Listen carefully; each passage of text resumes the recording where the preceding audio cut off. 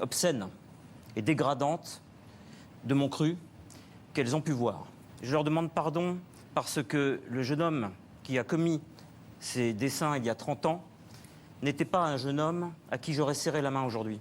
Qui est censé médite les maximes de la sagesse.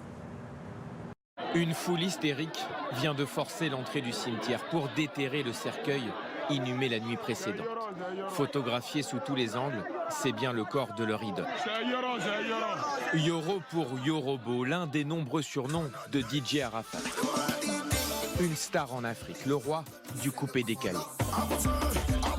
Des vents à plus de 300 km/h, l'ouragan Dorian est en train en ce moment même de balayer les Bahamas. Les autorités craignent des inondations monstres avec des vagues entre 5 et 7 mètres de haut. Alors monsieur, écoutez, je vais me permettre, au nom de TF1 et au nom de la production, que vous ayez la possibilité de partir tous les 3 à l'île Maurice. Momomotus. M-O-M-O-M-O-T-U-S.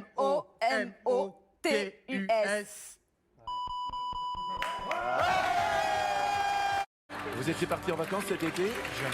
Jamais. Vous n'êtes jamais parti en vacances? Nous nous reverrons un jour ou l'autre. Allez, on s'en va. Il était l'un des espoirs tricolores aux portes de la Formule 1. La tristesse est forte après la mort d'Antoine Hubert. Le pilote de seulement 22 ans est décédé lors d'un accident hier en Formule 2 sur le circuit de Spa-Francorchamps en Belgique.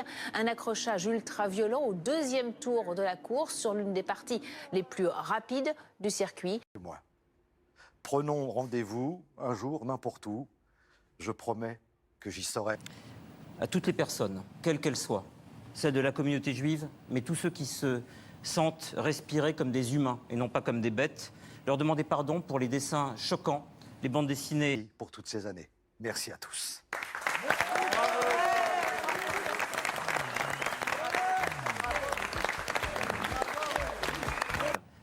Je n'arrivais pas à séduire les filles, je n'arrivais pas à intégrer Polytechnique, j'avais raté HEC, je me retrouvais à l'école supérieure de Reims. C'est pas dégradant comme école, mais je n'étais plus rien par rapport à mes ambitions.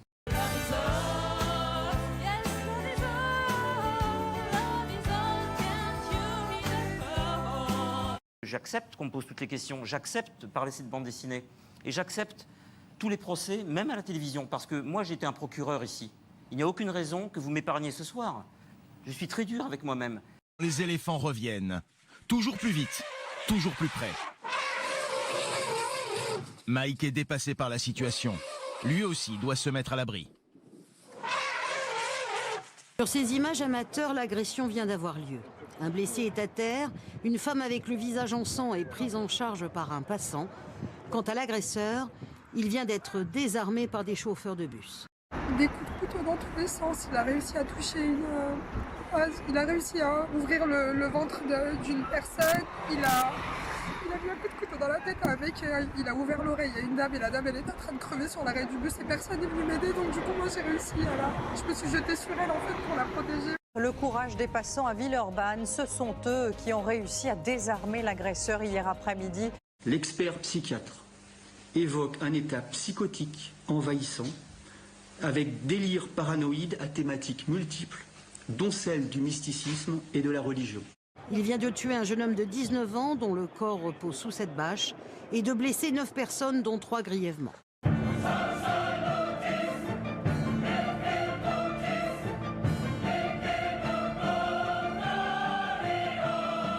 Marine Le Pen a commenté ce drame sur Twitter. La naïveté et le laxisme de notre politique migratoire menacent gravement la sécurité des Français, a écrit la présidente du Rassemblement national.